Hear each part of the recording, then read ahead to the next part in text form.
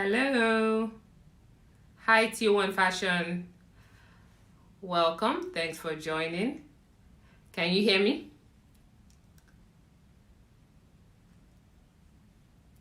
Yeah. Hello, everyone. Thanks for joining. Can you hear me? Just confirm that yes, you can hear me. I'm not sure.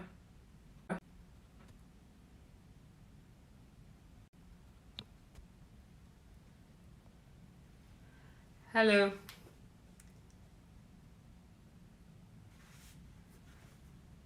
Can you hear me? If you can, just let me know so we can get started. Welcome, welcome. How's your week been? Great, great. Awesome, awesome. Hello. Hello, Rewiring Your Generation. I like that name. I'm going to check out your page, see what you're doing. All right, so welcome to today's edition. We are talking about the impact of social media on teenagers' mental health. So that's what we're discussing today. Social media, teenagers, mental health, there's a lot packed in there, right? So if you are on, I would like you to tell me if you have the age of your children. Are they 0 to 10 or 11 and above? I'm just curious to know the ages represented here. So the reason we're talking about this specifically today is because there's a report that recently came out, or rather a report that was leaked. And the leaked report was actually by Facebook. And what it showed is that they have research that they, did over the last, I think, about 18 months or so. And the research shows that actually Instagram is dangerous or can be damaging to teenagers' mental health, both boys and girls.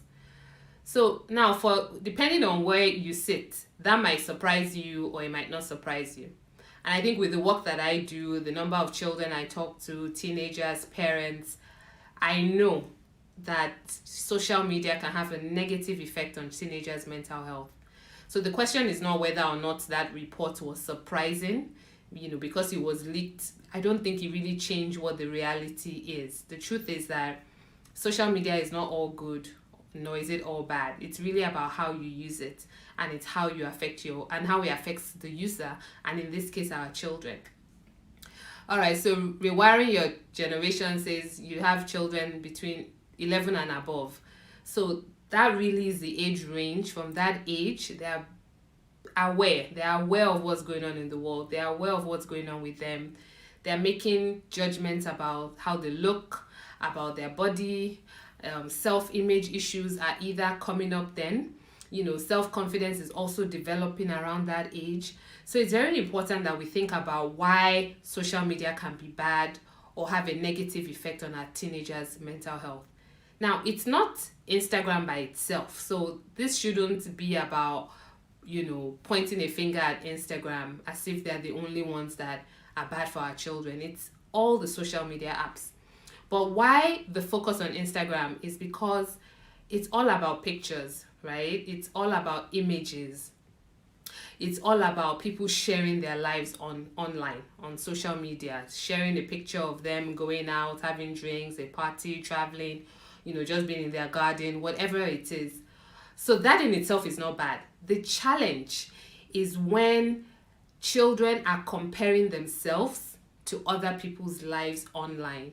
And for a lot of children, especially teenagers, they don't know where to draw the line between the fact that this is somebody's fake life.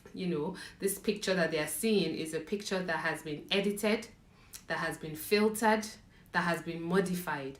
So that person who looks great and perfect in the picture, that might not be how they really look, because they have used all the filters that come with all these all these social media apps nowadays. So it is when a picture is enhanced and changed and modified and posted like your truth, that's where the problem lies. When the consumer of that content, in this case our children and teenagers, when they don't know that what they are looking at is not a real picture, it's not real life. Now, it all happens in a snap second. So you might say, but come on, they should be old enough to know that what they are seeing online might not be true. They should know that not everything they see online is the truth. Yes, we might say all those things they should know. But what's happening with the subconscious is it's very fast. So the minute between seeing the picture, liking it, or seeing a picture and it has an effect on your mood and how you see yourself, it's all very quick. And most people are not pausing during that time that they're seeing a picture of somebody who has used the filters to change their face and increase the height of their cheekbones and taking pounds off their face. You're not thinking that, oh, this person has worked on themselves. You don't necessarily know, especially because the technology today is really good. So your child is seeing pictures of people online and they are comparing themselves not to a real human being, but to a modified version of a human being. That is what causes the challenge. That is where the issue starts to rise. That's where the problem starts to rise. It's when a child does not know that they are comparing themselves to a fake version of somebody else's reality. So let's just let that sink in. If a child that's consuming content online on social media is constantly comparing themselves to the fake version of somebody else's reality, that is what can be very damaging. So that is what makes the social media platforms potentially harmful to a child's mental health. And that's why particularly Instagram is picked out, because Instagram is all about images, is all about pictures, right? To a large extent. So people can modify whatever they want to modify. So are we together? So Instagram, social media by itself is not bad. It is how it is used. It is what your child is consuming when they are online. It is how they are seeing pictures that have been modified, and they are seeing that as real. They are seeing that as truth. They are comparing themselves to that. That is what starts to affect a child's way, their mindset, how they see themselves, what they're comparing themselves to. And this leads me to a new point or a new term that has come out recently called selfie dysmorphia. So has anybody heard that term before? Selfie dysmorphia. If you have questions, by the way, get ready and you can ask it towards the end. Remember, this is a quick 30-minute conversation bringing a different topic, a trending, relevant topic to our parenting community. So today we're talking about the impact of social media on teenagers' mental health, and we're focusing specifically on a report that just came out, or was leaked rather, that apparently Facebook had done research and they had information that Instagram was particularly damaging to teenagers' mental health, especially girls, because of body image issues. Okay, so that's really what we're talking about today. So my question was, have you heard about the term selfie dysmorphia? Okay, it's relatively new. And selfie dysmorphia basically means somebody who compares themselves to their selfie. Everybody takes selfies. Selfies are, we call them the selfie generation. The only difference now is that when they take that selfie, they are using filters, especially with Snapchat. They are using filters. So a lot of people are constantly taking pictures of themselves, but they keep retouching and modifying how they look. So it is causing a problem where these children now don't like how their real face, they don't like what their real face looks like when they look in the mirror. So that selfie dysmorphia is a problem because it starts to become a mental health challenge where somebody who's constantly taking pictures of themselves, modifying how they look, they get used to that selfie version of their real face. They start looking in the mirror, seeing their real face and having challenges believing that that's really who they are, or they don't like what they really see. And then it gets to another level where some of these adults, young adults, older teenagers are going to get body work done, but guess who they want to look like? They want to look like their selfie version. So that's the summary of what selfie dysmorphia is. It's when somebody compares themselves to their selfie version that has been filtered, and therefore they're comparing their real face to the fake face that they've modified. They've gotten so used to using filters that they cannot take a picture or a selfie anymore without using a filter. So you can see how all these things over time, it seems cute. Oh, what's there? It's just a filter. It's just a filter. But imagine when somebody can no longer take a picture without modifying how they look. And then a teenager does this consistently. Imagine long term what that does to a child's psyche. So that's part of why we're talking about this. Once again, it's not for you to go and yank your phone away from your child or say no more social media. No. These conversations are for us to know what's going on out there so that we can have relevant conversations with our children. We can help them to make the best use of the online world, because digital is here to stay. Social media is here to stay. It's not about saying you can't be online, but it's about when you are online, how are you using it? How are you showing up? How are you feeling about the content that you are seeing online?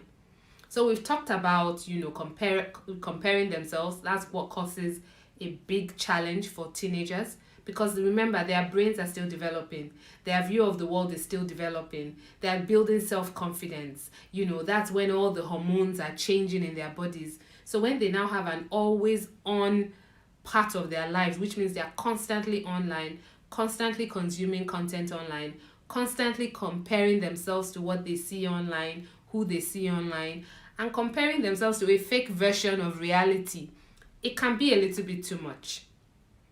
So I hope we're together on that explanation of selfie dysmorphia, what it is, right? How children can very easily get affected by selfie dysmorphia, comparing themselves to a fake version of their reality, and how many times they cannot draw the line between what is put online and is fake and what is real. So that's where you come in as parents. That's where you need to pay attention to, how do your children feel after they've been online? What is their mood when they get offline? Are they coming to you and sharing with you what they've seen online? It's very important that as parents, we consume content with our children. That's another huge trick that parents miss. Consume content with them. Go into their virtual world with them. So if you have a child who is on social media, on Instagram or whatever channels they use a lot, and you hear things like, oh, how come I don't look like them? Oh, everybody looks so slim and look at my arms. Pick up on those kind of comments. If a child is consistently speaking like that, you want to pay attention to it and realize that the content they are seeing online is starting to affect their self-esteem. It's starting to affect how they're seeing themselves. So that's really where the danger lies. And then they've done some recent research as well that shows that the average teenager spends a lot more hours online than you would imagine. So I want to do a quick poll. How long do you think on average teenagers are spending online every day? Let's just do a quick poll. Just drop it in. Welcome to people who have just joined. How long do you think teenagers are spending online on a typical day how many hours? Some research that I saw recently, I just came across that while I was preparing for this session today. I want to see who wants to guess. How many hours do you think teenagers are spending on average every day on their devices? Okay. Anybody want to guess? All right. Somebody says 6 hours. Somebody says 6 hours. Okay. The research, 2 hours. Nope. Way more than 2 hours. Worry Mom says 15 hours. So the research I came across said 9 hours average. Now imagine what that means. How many hours is your child in school? You do the math and start to work backwards. How many hours is your child spending online? And how many of those hours are on social media? Either on Instagram, Facebook. Actually, they're not even on Facebook anymore. Right? In Facebook, they've left it to we older people. They're on Instagram, they're on Snapchat, they're on what again? House Party, Discord. There are so many of them. So if a child is spending so much time on screen, can it really be good for them? Yeah, 9 hours. That's the research. That's what the research shows. So once again, this is for us to wake up as parents. I'm doing this because we have to wake up.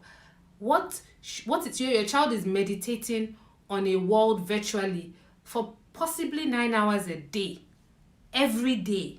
Imagine. So a child every day for maybe, let's even say 5 hours or 3 hours. Even 3 hours is a lot if a child is on Instagram every day for 3 hours. They're online consistently. They are looking at pictures online that have been modified, that have been edited. Everybody living a big life. Everybody hammering. Everybody seeming to live the best life ever, and maybe they are not, or they are feeling like, oh gosh, why am I not like that? That is what is affecting their mental health, the way they are seeing themselves. And boys are not left out. boys are actually also being affected. Because now, you can give yourself muscles and six pack and all these things. You can do butt lift with filters. So people are modifying bodies all over the place. And there's almost no line anymore. Exactly. When do they get to sleep and do homework and do school? So these are the kind of questions I want us to be asking ourselves. Because you have to ask yourself, help your child plan their day. Just help them plan their day. You need to wake up at a particular time. You need to go to bed at a particular time. In between, you're going to be in school for how many hours? So the hours that are left, how are you spending it? Now, these 9 hours, I bet you that means that there are some children who are probably using their devices in school, right? And on social media platforms that maybe they shouldn't be in school. So you have to be asking your school, what are their plans? How do they protect children when they are in the school environment? Are they blocking certain sites?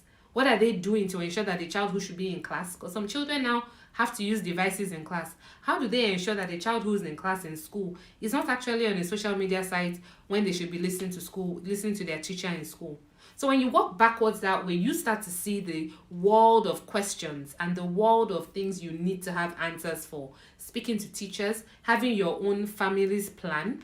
When your child gets home from school, when are they allowed to get their phones and get on social media, for example? Is it as soon as you pick them?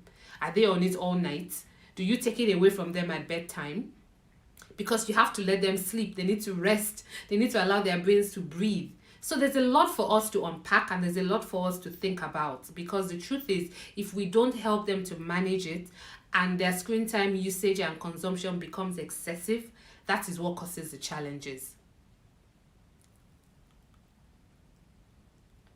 Okay, so Worry Mom is sharing that her children are in boarding school. The ones at home I think you're saying don't have gadgets when school starts. In school, it's regulated. Fantastic. So you have a plan. Some people don't have a plan. So everybody has to have a plan, because it's when you have a plan, you have a chance to help your child not go down that rabbit hole that then you cannot, many times you cannot fix it down the line. So we've spoken about, the importance of social media. I mean, not the importance, the impact of it, the good side, but the bad side. Now, the other subset of the bad side is the concept of always being on. What does that mean? Social media, the way it's been set up, they give you notifications every time somebody likes your picture. You get a notification every time your friend comes on. Those notifications are addictive. So you want to help your child turn off notifications on their devices. Help them control it so that they know that when they pick up their device, maybe you agree that between 6 and 7 p.m. before dinner, you're allowed to be on social media. After that, get off. So let them choose the time they are going to get on. When they then get on, they're going to spend some time in whatever their favorite social media apps are. If you have allowed them to start using social media, then they get off. But you see, having that notification on constantly is very, very distracting. It's distracting for adults, talk less of a child. So those are some of the things you can do. Help them to turn off the notifications. Help them to only, go onto their devices intentionally. Let them mindfully think about it. Okay, I am going to get on now for an hour. And this is where parental software comes in. And I can't talk about parenting software enough. So if your child is going to be online, and not just social media now, even the computer, how long are they on Google for, or YouTube, whatever? Do you allow them to be on for hours non-stop? They don't get outside, they don't do chores, they don't walk around, they don't read physical books, they're not expanding their minds. It's just about consuming content all the time. It's not healthy. So we need to really sit down, and I think one homework we can all do is, now that we know the excessive amount of time teenagers are spending online, some as much as 9 hours, you go and do a bit of an audit and think about how long your child might be spending. Not what you think, but what is actually happening. And some of the ways to do it is to have a way to read, to have access to their devices. So for example, in the Apple family, they have family sharing. So it allows me to see how long the children are spending on their phones and on the different apps. That is critical information to have as a parent, because you know where they're spending a lot of their time. Then you can put controls in place and tell them, I'm capping your social media usage to 2 hours a day. Or you even don't give it to them during the week at all, and tell them you can get it on Friday to Sunday. But we must put these controls in place, especially because we know it can have negative effect on our children's mental well-being, how they see themselves, and all of that. Because body image issues, if left unchecked, can become an issue. And many times they are finding that the young adults that have eating disorders, many times it starts from when they're teenagers. And they can trace it back sometimes to teenagers that got affected by what they were seeing on social media. They were comparing themselves to other people's filtered pictures, and then they were making decisions about how fat they were when they were fine. And if you don't eat right during the teenage years, it's going to affect your development. Your hormones are already all over the place. So the teen years are very, very fragile in their own way. And especially if you have a child 10 and below, you want to do the building blocks now, so that when they get to that age, because our twins, TWEEN, that's from the age of about 9 or 10 till about 12, before they hit the teenagers at 13. And by the time they hit 13, many of them are honestly like 20-year-olds when we were younger. So you want to make sure you're having those conversations in advance. Don't wait until they get on social media. Don't wait until the problem is already starting to rear its head before you then wake up and say, you know what? No more screen time. No more smart devices. Give me your devices. No more Instagram. No more Snapchat. All those extreme reactions, it doesn't help anybody. It usually backfires. So even if you're in a position where you think, gosh, I've been too lenient, maybe I've been too permissive when it comes to this digital media space, I have to be tougher, I have to pull back. If you come too hard, it's going to backfire. So you want to ensure that, it's about conversations, it's about exposing them to information and research, like this information now about the research from Facebook on the impact of Instagram on teenagers. Have you sent it to your children? If you have children old enough to, be aware, send it to them. Say, see the research that came out. Let them also see that it's not only you, that you are doing your job to protect them, because you have to protect them. Okay, and then let us model good behavior as well. And what do I mean by that? Parents, let's be honest. If your children see you on a screen all the time, they are going to be on a screen all the time. You can't tell them not to be online so much, but then every time they see you, you're with a device. So you need to preach, or you need to do what you're preaching.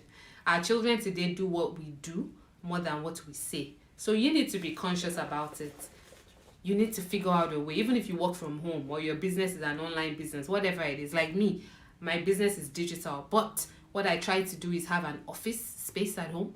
When I come out of the office space, I try not to be on my devices. They see me, I try to make sure they see me picking a book or paper, something physical to read.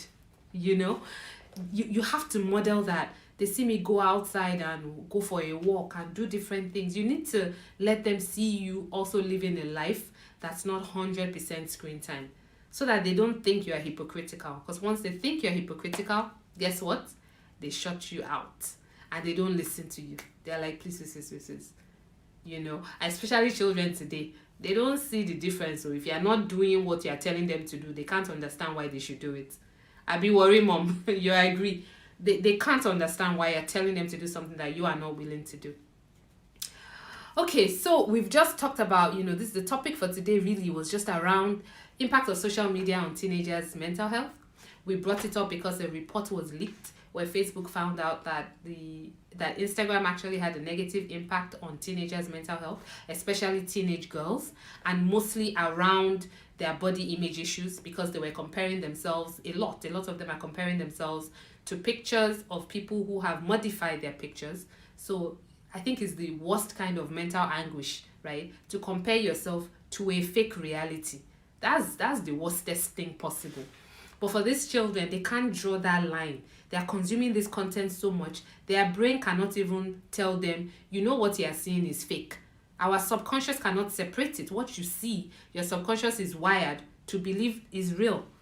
So it's really interesting. It's really scary, because if they're spending so many hours every day, day in, day out, cumulatively, imagine 6 months of a child who's spending 3 hours every day, comparing themselves to pictures of somebody's fake reality consistently, it will be damaging. So because of that, what can you do? Have real conversations with them. consume content online with them. When they're on TikTok, when they're on Instagram, sit down beside them now. Don't be judging. Oh. Sit down beside them and say, what are we even watching now? Oh, really? Is this your favorite? Be engaging with them. Then start to pay attention to their comments. If your child is saying things like, oh, everybody is so lucky, I'm not lucky. Everybody is so slim. Oh, everybody looks so good, unlike me. Those kind of comments, pick it up and start having conversations.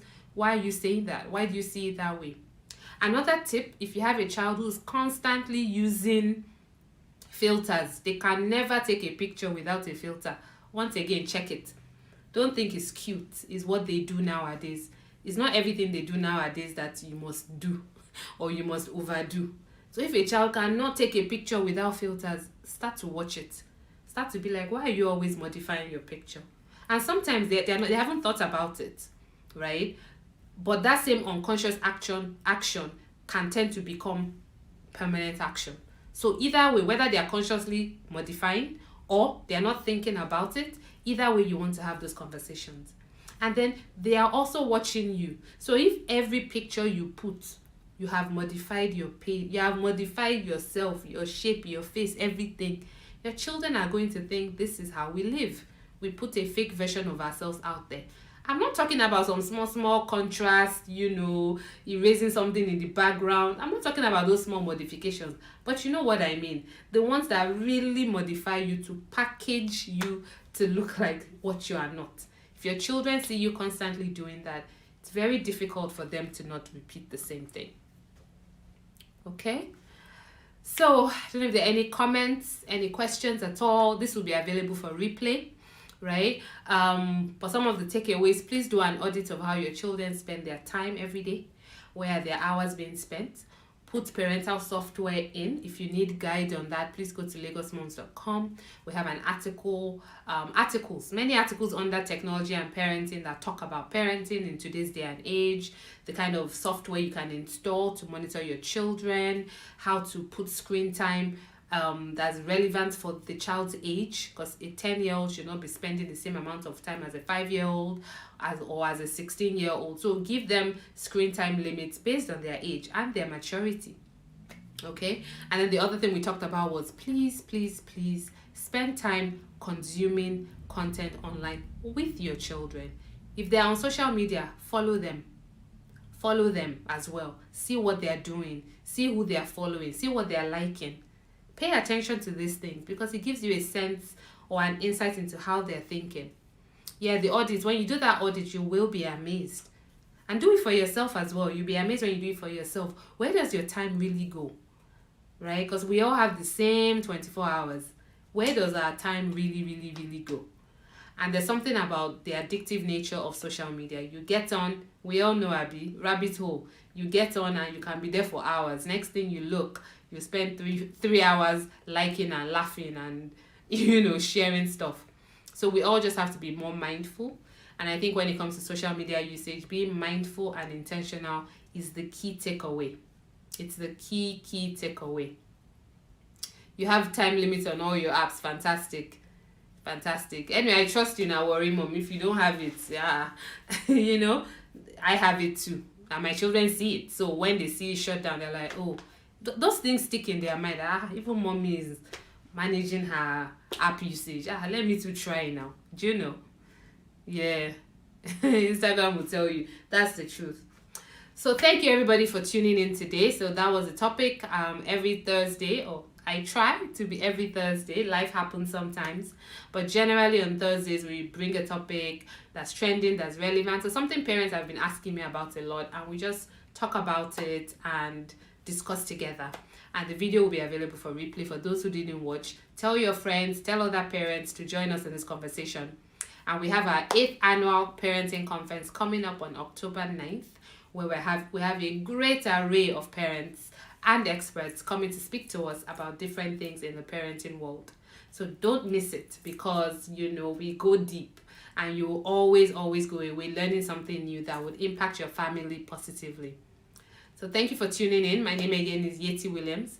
I'm Lagos Mums founder. Lagos Mums is a community for parents, caregivers to raise children in the 21st century. And thank you for all of you who've been so consistent and show up all the time. I see you, Febisola. Hello, everyone. So thank you again for tuning in today. And until next time, follow us at LagosMums. Have a lovely evening. Have a lovely evening. Bye now.